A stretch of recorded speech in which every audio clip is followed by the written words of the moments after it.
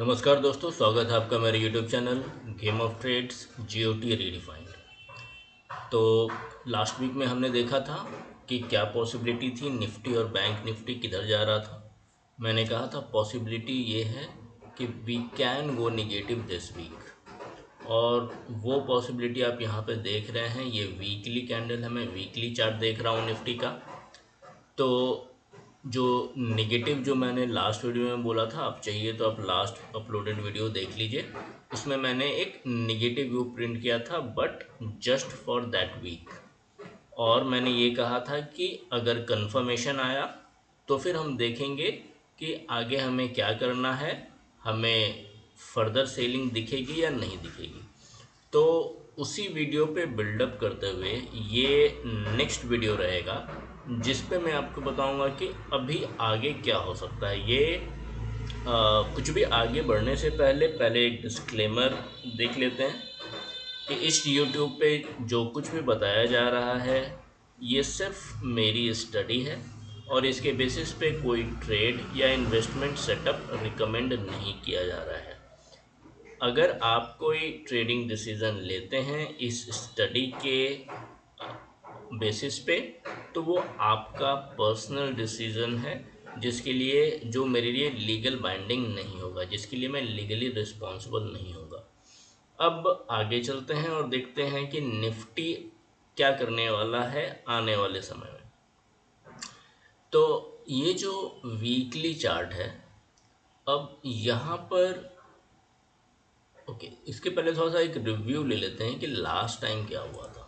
अगर मैं डेली पे जाऊँ तो डेली पे मैंने कहा था कि ये वाला पॉइंट डिसाइड करेगा, इनफैक्ट ये वाला एक critical role as a support play करेगा। और आप वहीं पे देख रहे हैं पूरे वीक जो है कैंडल वहीं पे मूव करती रही। पांच कैंडल, पांचों कैंडल इसी के अराउंड मूव कर रही है। इसको ना ही इसने ब्रेक किया है और ना ही इसको वायोलेट करके कुछ ऐसा सिग्नल दिया है जिससे ये पता चले कि ये नीचे जाएगी। तो अब हमें क्या लगता है कि ये निफ्टी अब ऊपर जाना शुरू कर देगा या फिर यहाँ से ये यू टर्न लेगा।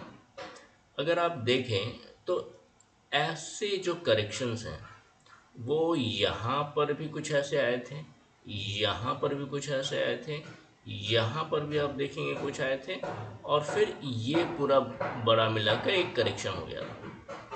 मैं यहाँ पे ड्रॉ करके दिखाता हूँ, अदरवाइज शायद आप लोग नहीं समझ पाए। जैसे मैं बता रहा हूँ कि एक करेक्शन ये है, इसको मैं थोड़ा थिक कर देता हूँ। दूसरा अगर आप देखें तो एक ये भी करेक्शन है। क्या ये सारे करेक्शन, और या फिर आप ये देख लीजिए, क्या ये हमें एक पॉइंट ऑफ कंसर्न की तरह नज़र आना चाहिए अगर आप इस पूरी रैली को देखें। और मैं उसके बारे में भी डिस्कस करूंगा जो 17 to 23% का मैंने ये बताया था कि ये डाउनफॉल आ सकता है। तो हम लोग उस टॉपिक को भी लेंगे, बट ये इस पूरे मेगा रन में हम नहीं बोल सकते हैं कि ये एक प्रॉब्लम है। इसीलिए मैं ये वीकली चार्ट दिखाने का, नॉर्मली मैं आप देखो तो आवरली और डेली चार्ट दिखाता हूँ, ताकि यू अंडरस्टैंड द पर्सपेक्टिव कि यहाँ पर हो क्या रहा है। यहाँ पर अगर आप देखो तो ये एक करेक्शन है जो स्मॉल टाइम के लिए आया, but then overall direction remained up. But यहाँ पे मैं आपको डायरेक्शन बताता आया हूँ कि वीक में हमें कैसा देखना है। हम ट्रेड अगर हमें यहाँ करना है तो हम ये अप मूव लेके नहीं कर सकते, हमें इसके मुताबिक करना होगा। इसी को ध्यान में रखते हुए मैंने बताया था कि लास्ट वीक जो है हमें नेगेटिव कैंडल दिख सकता है, और जो आप यहाँ पे देख रहे हैं। अब ये अगर आप समझते हैं कि ये छोटा सा करेक्शन है, ये छोटा सा करेक्शन है, तो ये भी एक छोटा सा करेक्शन है। सवाल ये है कि क्या ये छोटा सा करेक्शन बड़ा करेक्शन बनने की पोटेंशियल रखता है या नहीं। तो हम लोग एक बार यहाँ पर देखते हैं कि क्या पॉसिबिलिटी है। अब हम यहाँ पर देखें तो जो मैंने डेली चार्ट पर डिस्कस किया था कि ये वाला पॉइंट क्रिटिकल है, बट अभी इसको इसने ब्रेक नहीं किया है। अब मैंने ये दो एक ये रेजिस्टेंस लाइन और ये सपोर्ट लाइन इज अराउंड 24,830-40 और ये है 25,570, ये हो गया रेजिस्टेंस लाइन। अब यहाँ पर पॉसिबिलिटी क्या है, यहाँ पर हाउ प्राइस कैन प्ले। पहली बात, यहाँ पे जो डाउन साइड है वो मुझे फिलहाल थोड़ी सी लिमिटेड लग रही है। इसका मतलब ये नहीं है कि ये ऊपर जाके नहीं गिर सकता है। मैं एक बार ड्रॉ करके बताता हूँ। एक पॉसिबिलिटी ये है कि ये यहाँ पे जाए और फिर ऊपर जाए और फिर नीचे गिरे। पर क्या ये जो पूरा, अगर ये होना भी है, इफ़, मैं यहाँ पे इफ़ वर्ड यूज़ कर रहा हूँ, अगर ये होना भी है तो क्या ये एक मूव में आने वाला है? नहीं। तो इसी के लिए मैं कह रहा हूँ, चूंकि ये एक मूव में नहीं, हमें क्या देखना है कि इस वीक में क्या होने वाला है। तो अभी मैं इस पर्सपेक्टिव को नहीं बता रहा हूँ क्या ये होगा, मैं ऐसा नहीं कह रहा हूँ। क्या ये यहीं से नीचे गिर जाएगा, मैं ऐसा भी नहीं कह रहा हूँ। मैं आपको वीकली पर्सपेक्टिव बता रहा हूँ कि इस वीक में क्या पॉसिबिलिटी है, आने वाले समय में क्या हो सकता है, उसके मे बी एक महीने के बाद और मे बी 2 महीने के बाद क्या हो सकता है, वो हम लोग डिस्कस करेंगे। फिलहाल के लिए आप दो पॉसिबिलिटी याद रखिए, मतलब एक पॉसिबिलिटी याद रखिए कि अगर ये ऊपर गया भी तो ये क्वालिफाई करता है कि ये यहाँ से गिरेगा। तो मैं ये हायर पर्सपेक्टिव इसलिए बता रहा हूँ, द रीज़न इज़ कि लोग मुझे बार बार पूछ रहे हैं पोर्टफोलियो क्या करूँ। तो अगर ये यहाँ पर गिरने वाला है तो why you want to come out of your portfolio stocks here. अगर तो यहाँ पे हमें पोर्टफोलियो खाली करने का कोई मतलब नहीं रखता। एनीवे अगर ये यहाँ भी आता है तो भी मैं ये कहूँगा पोर्टफोलियो खाली नहीं, एटलीस्ट मैं नहीं करूँगा। तो यहाँ पर एक इम्पॉर्टेंट डिसीज़न जो आप लोग ले सकते हैं वो सिर्फ ये कि अभी इस वीक में क्या होगा, based on that anyway decision तो आप ही का है कि क्या आगे करना क्या है। तो अभी के लिए जो आने वाले कुछ दिन है उसमें मुझे जो भी आगे की जो मूव है वो मुझे लिमिटेड दिखती है, जो डाउन मूव है। अगर ये, एक तो पहली बात कि ये ज़रूरी नहीं है कि ये सपोर्ट लाइन है तो ये तोड़ेगा। अगर ये तोड़ा तो भी इसमें मैं शॉर्ट ट्रेड नहीं लूँगा। सबसे पहले कि हमारा माइंडसेट क्या होना चाहिए जब मैं चार्ट को देख रहा हूँ, मुझे ये चार्ट आने वाले कुछ वीक्स में मुझे बेयरिश नहीं लग रहा है। तो मैं क्या करूँगा, मैं एटलीस्ट शॉर्ट ट्रेड अवॉइड करूँगा। ठीक है, शॉर्ट ट्रेड अवॉइड करना है, पर लॉन्ग ट्रेड कैसे लेंगे? क्या यहाँ पे मैं लॉन्ग ले लूँगा? क्या मुझे क्या ये अगर ये ब्रेक कर देता है ये सपोर्ट लाइन तब मैं लॉन्ग ले लूँगा? अब उसको डिस्कस करते हैं। एक जितनी पॉसिबिलिटी है हम लोग यहाँ पे देख लेते हैं, उसके बाद हम देखेंगे क्या करना है। अगर ये सपोर्ट लाइन, अगर आने वाले वीक में सपोर्ट लाइन ब्रीच भी होता है और प्राइस निफ्टी की नीचे भी आती है, इन दैट केट ऑल्सो ये जो है ये मुझे लिमिटेड दिख रहा है, ये ज़्यादा नीचे नहीं आना चाहिए। और अगर आता है तब भी मुझे अगर दिखता है कि अगर ये नीचे आ रहा है तब भी मैं इसको शॉर्ट नहीं करूँगा। ये भले ही इतना लंबा रेड कैंडल है जो पूरी दुनिया को बेयरिश कर रहा है, बट स्टिल मैं इसमें शॉर्ट ट्रेड नहीं करूँगा, मैं अवॉइड करूँगा। अगर आप देखो तो ईरान इजराइल का वार चल रहा है, रशिया भी इसमें इन्वॉल्व हो रहा है, राइट। मल्टीपल चीज़ें हो रही हैं, न्यूक्लियर बम्स हो रहे हैं, एक दूसरे को सप्लाई कर रहे हैं, इजराइल लेबनान पर अटैक कर रहा है, ये सारी चीज़ें होंगी। और ये बोलेंगे लोग कि अभी मार्केट बेयरिश होगा, ये सब चीज़ जो भी हो रहा है उसको मैं साइड में रखते हुए मेरा जो टेक्निकल व्यू है सिर्फ मैं उस पर फोकस करूँगा। तो यहाँ पर आप देखो, मैंने ये कहा कि ये जो डाउन साइड है फिलहाल के लिए मुझे लिमिटेड लगता है।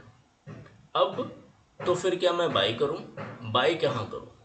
तो अगर मुझे यहाँ पे कोई बुलिश पैटर्न दिखा, आई विल बाई इट। अगर, लेकिन ये होगा, ये अग्रेसिव होगा, ठीक है। अगर ये इसको तोड़कर यानी कि इस सपोर्ट के ऊपर चला जाए और फिर यहाँ पर कोई बुलिश पैटर्न बनाए तो मैं बाई करूँगा। तो भी एक अच्छा बाई हो सकता है, पर ये थोड़ा ये एग्रेसिव हुआ, ये थोड़ा कंजर्वेटिव होगा। अगर हमें कंफर्म्ड चाहिए तो अगर ये वाला जो पॉइंट आप देख रहे हैं, लेट मी ड्रॉ इट, यहाँ पर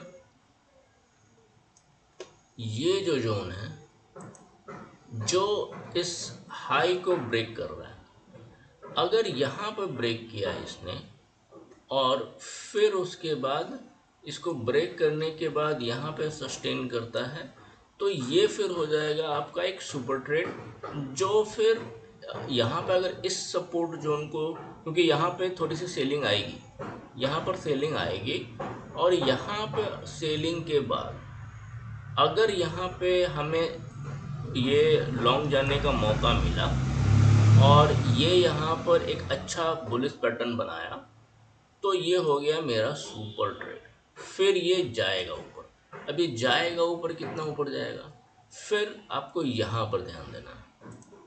ये जो यहाँ से आप देख रहे हैं, ये अब यहाँ पर ये जो यहाँ पर जब ये प्राइस जाएगी और अगर ये जाते जाते इसको भी तोड़ देता है, ये वाला जो हाई है,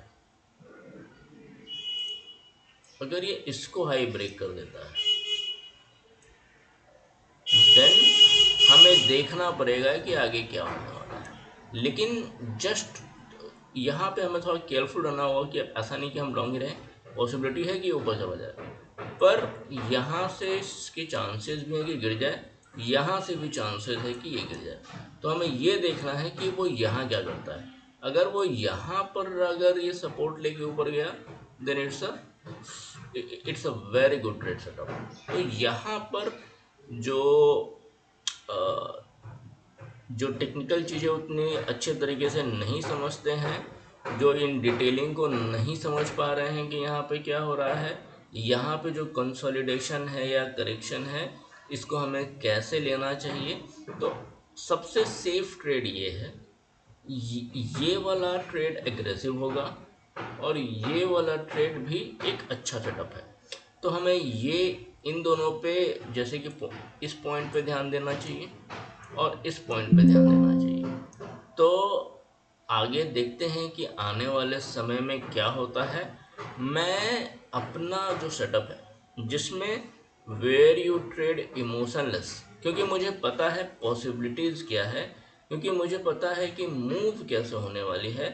if you are an informed trader, आपके पास इतनी सारी इन्फॉर्मेशन है कि कहाँ पर क्या होगा, आप अपने स्टॉप लॉस भी लगा सकते हैं, आप अपने टारगेट भी सेट कर सकते हैं, क्योंकि you are clear in your mind कि अगर ये मूव देगा किस डायरेक्शन में देगा।